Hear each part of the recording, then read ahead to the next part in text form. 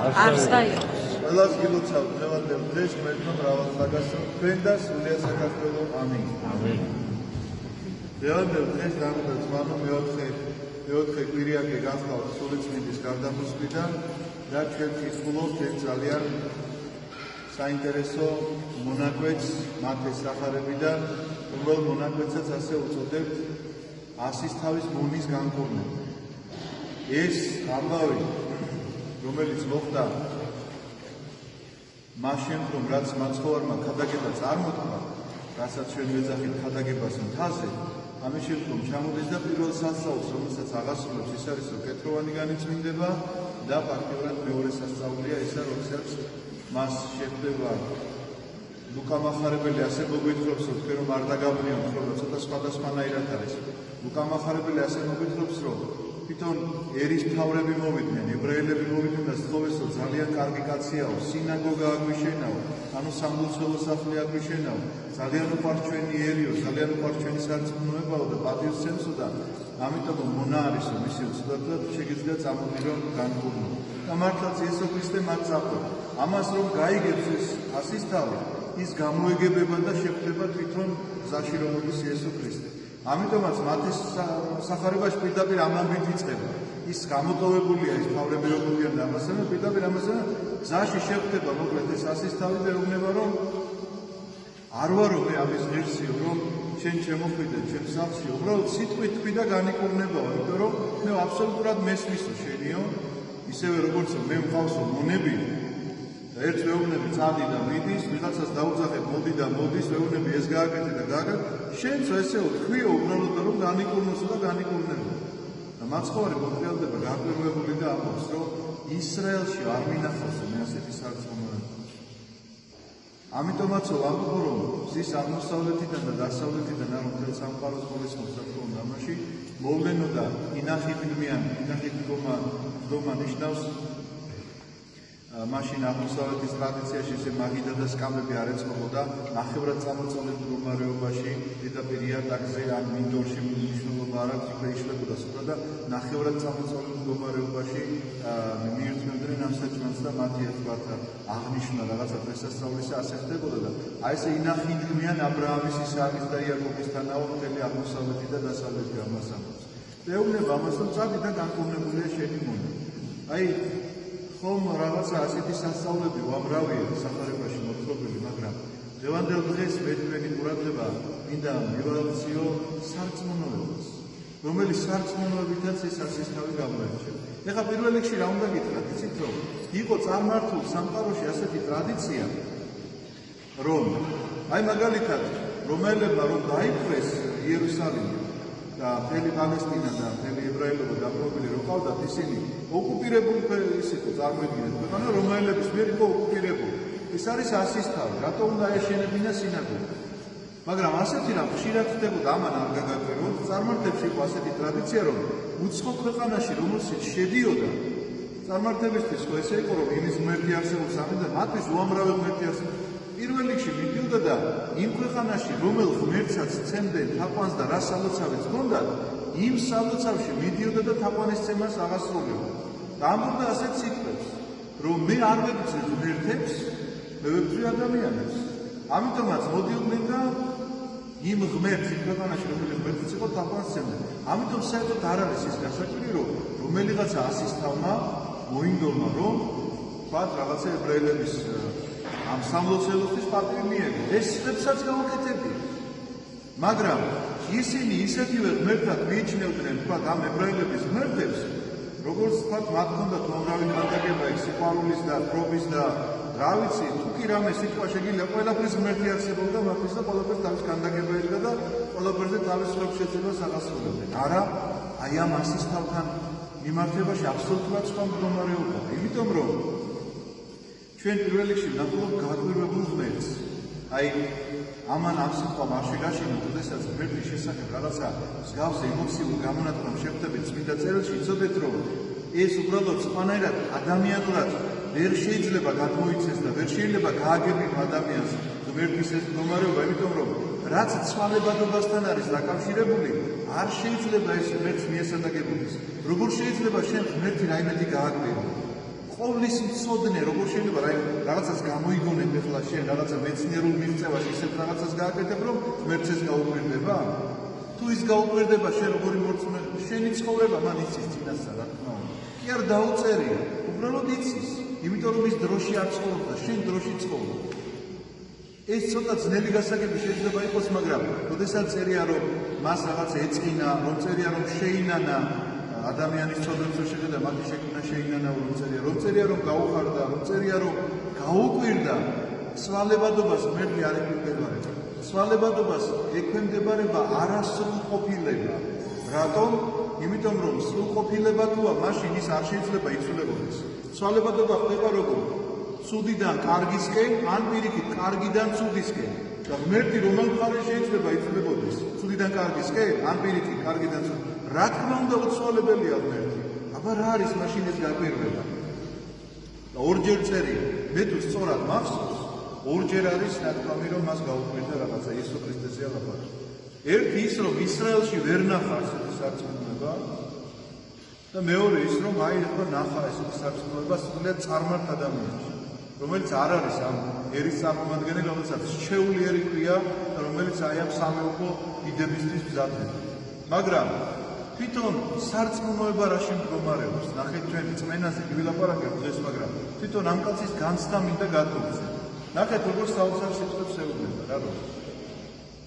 შედარებას ესეც აკეთებს რომ მეცო ხომ ყავსო მონები. ვიღაცას ეუბნები წადი და მედის, ვიღაცას ეუბნები მოდის და მოდის. ვიღაცას ეუბნები ეს გააკეთე და აკეთე. შენცო თუ იტყვიო, კარგად გახდება ჩემი მონა. ესე იგი, ვის უნდა უთხრას? ქრისტემ. აი ხა ის თავის მონაზე ეუბნება წადი და მიდის. ქრისტემ ვის უნდა უთხრას? წადი. სიკვდილს უნდა უთხრას წადი. ხდებით რას ეუბნება ეს ასისტა? რომ მისი მონა კვდება და ქრისტე თუ ეთქვეს სიკვდილს რომ წადი მაგისგან, სიკვდილი წავა, იმიტომ რომ სიკვდილი მას ემორჩილება.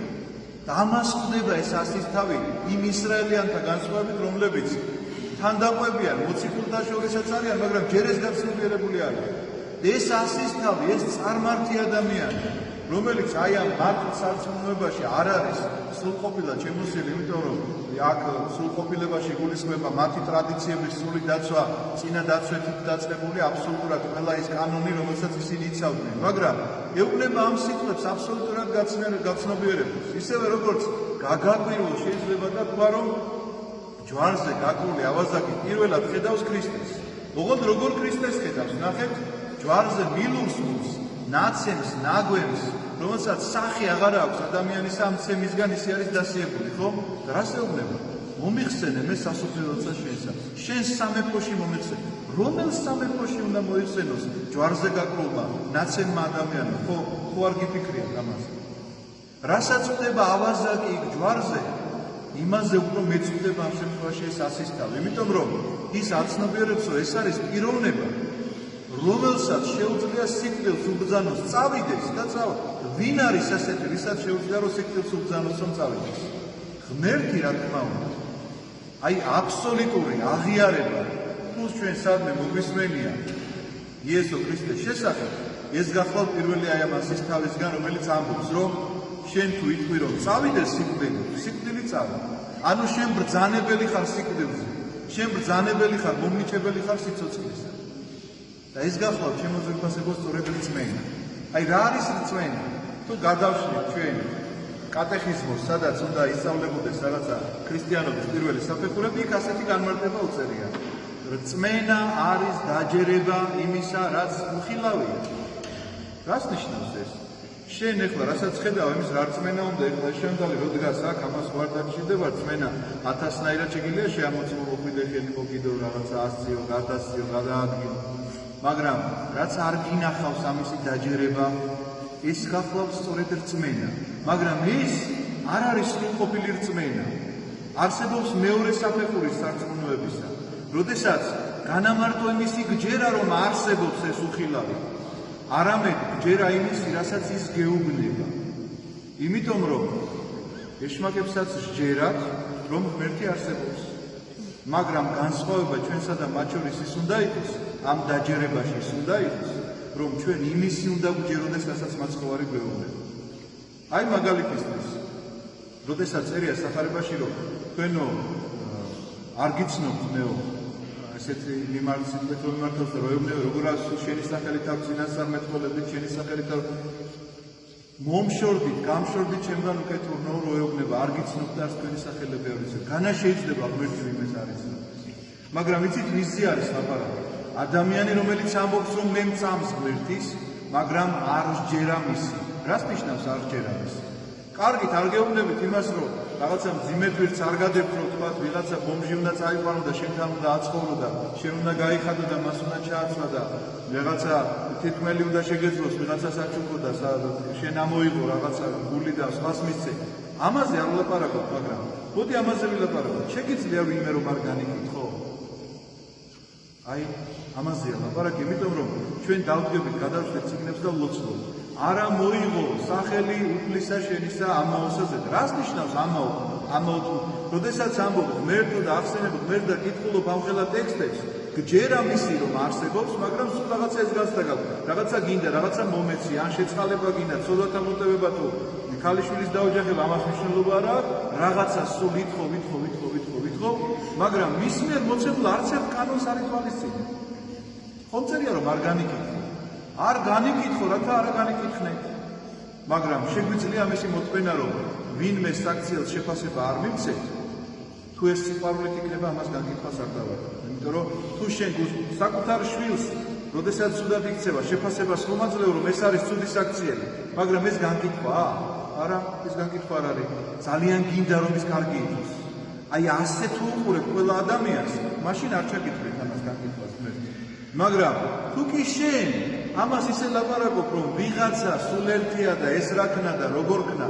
არასოდეს არ დაგავიწყდეს რომ შენ იმ სიტუაციაში შეიძლება უარესი გექნა და მამა გაბრიელის სიტყვები გამახსენდა ეხლა რომ არასდროს არ განეკითხოთ იმიტომ რომ ღმერთო მისი სადავეები მიშვებული აქვს და ის ამიტომ იქცევა ასეულო შენო კეთობა კარგად უჭირავ ხარო და არ გააკეთო ეს იმიტომ რომ შენი სადავეებიც არ მოეშვა თორე იმაზე უფრო ცუდ მდგომარეობაში არ მოშლები და მართლაც ასე არის ვინც კი განმიკითხავს აუცილებლად აღმოჩენილ იგივე მდგომარეობაში და უარესით ჩამიდენია ამიტომაც ნახეთ რა არის რწმენა გაჯერება უხილავისა მაგრამ რწმენის შემდეგი საფეხური არის მოსმენა და გაგება და შესრულება იმისა რასაც ისმე მეუბნება იმიტომ რომ არსებობს გავიგე ბატონო რომ არსებობს მაგრამ ამ არსებობას აღიარებენ ბოროტი ძალებიც აი ხლა შემდეგი ნაბიჯი უნდა გადავდგა წერია რომ ნეტარიყვნენ გლახაკნის სულითა ესე იგი თავმდაბლობა მევალება თავმდაბალი უნდა ვიყო ნეტარიყვნენ გლოვარილი გულითა ნიშნავს იმას რომ ჩემ წოდებს უნდა ვგლოვობდე პირველ რიგში ნეტარიყვნენ მოწყალე უნდა ვიყო ნეტარიყვნენ მშვიდობის მოხელი უნდა ვიყო და არა გამკითხველი და არა შუღლის ჩამოგდებელი რომ წერია რომ არ იმრუშო არ შეიძლება ფიქრითაც კი ცოდვა რომ წერია რომ არ მოკლა კი არა დებილოც კი არ უნდა უთხრა ადამიანს იმიტომ რომ ესეც ამის ყოველფასი ცოდვა არის და არ უნდა უთხრა ცუდი სიტყვა ადამიანს აღარ ვლაპარაკობ დილ სიტყვაობაზე აღარ ვლაპარაკობ რომ არ უნდა განიკითხო იმიტომ რომ მარილი ხართ ამ ქვეყნისანი და რა არის მარილის თვისება რა არის ნახეთ ორი თვისება აქვს მას ერთი საჭმელს როდესაც დააყრი მარილს ერთია რომ გემოსაძლევს და მეორეა რომ ინახავს რომ არა აპროვდეს ეს საჭმელი უკაცრავ ამიტომ ხართ მარილი ქვეყანისანი როდესაც ამბობს უფალი ეს ამას ნიშნავს სწორედ რომ გემოიანი ხალხი უნდა იყოს ან თქვენ ყველაფერს ნაკეთებს და საქციელს და ცხოვრებას გემო უნდა გქონდეს და თვალში მოსწონდეს ეს ადამიანებს და ხურში სიამოვნებდეს ეს ყველაფერი და რაც თავარია უნდა შენახვისა ის რაც მოგეცათ ქრისტესგან ამის ესე შენახვის და გადაცემის საშუალება უნდა გქონდეთ თორე თუ მარილიო განკარდავ ანუ მარილმა თუ თავისი თვისება დაკარგა რა მოვა იმ შესაჭმელს აუცილებლად აპროვდება ასეთი იქნება შენთან ქრისტიანობა შენს ირგვლივ იმიტომ რომ შენ თუ ამას არ ინახავ არ უფრთხილდები და მარილის ფუნქცია რა გაქვს შენ აი ამ ქრისტიანობისთვის იცოდეთ რომ აღარ იქნება შენთან და როგორ შეიძლება ეს ყველაფერი შეინარჩუნო რა თქმა უნდა სულიწმინდასთან კავშირი როგორ არის შესაძლებელი ქრისტესთან თანაზიარებით და ასე ცხოვრებით რომ ჯერა წამს ვუსმენ და ვასწავლენ სხვაგვარად შეუძლებელია ამიტომაც ეს ასისთავი საიდანაც დავიწყე, კვლავ იმ თემას უნდა დაუბრუნდე, ასის თავი, რომელმაც ეს ყველაფერი, ასე მზამზარეული როგორც ჩვენ გვაქვს, მაგალითად სახარებაში შეგიძლია ეს ყველაფერი, რაც მე გითხარით, ეხლა ჩემით კი არ მომიგონია. სახარებაში წავიდეთ. მაგრამ ამასის თავს რომ არ ქონდა ეს სახარება წაკითხული და გულით რომ მივიდა ამ რწმენამდე და ამ დასკვნამდე, რომ ასე არის ეს ამბავი, რომ ეს არის პიროვნება, რომელიც ბრძანებელია სიკვდილისა და სიცოცხლისა. ანუ ღმერთი ამას მიხვდა ეს ასის თავი. როგორ მივიდა? აი იმ გულგახსნილობით, აი იმ უბრალოებით, იმ სიყვარულით მოძმეთა მიმართ, არა მარტო მოძმეთა მიმართ, არამედ იმ ხალხის მიმართ, რომელიც დამპყრობელი ყავდა ამ შემთხვევაში და თვითონ ოკუპანტი იყო და ოკუპირებულ ქვეყანაში იმყოფებოდა და ისეთი პატივისცემა ჰქონდა, მიუხედავად იმისა, რომ ოკუპანტი იყო, იმ ხალხისგან, რომლებიც იქ ცხოვრობდნენ ადგილზე, რომ მოდიან იესოსთან და ეუბნებიან, რომ ძალიან კარგი კაციაო, სინაგოგაც მანაგვიშენაო და ჩვენი სარწმუნოება და ხალხი ძალიან უყვარსო და ამიტომაც შეუსრულე ის, რასაც გქონს. აი ესეთი გახლავთ ადამიანის მდგომარეობა, როდესაც მას გული გახსნილი აქვს ამ სარწმუნოებისთვის და სიკეთისთვის დგამს ყოველდღიურად რაღაცა ნაბიჯებს. ღმერთმა შეგაძლებინოთ, რომ მოგცეთ დაჯერება უხილავისა და რწმენა იმისა და მოსმენა და შესრულება, რასაც გვეუბნება და გვამცნობს ჩვენ მისი ცნებები. ამინ. გალოცვილი და გახარებული გამყოფ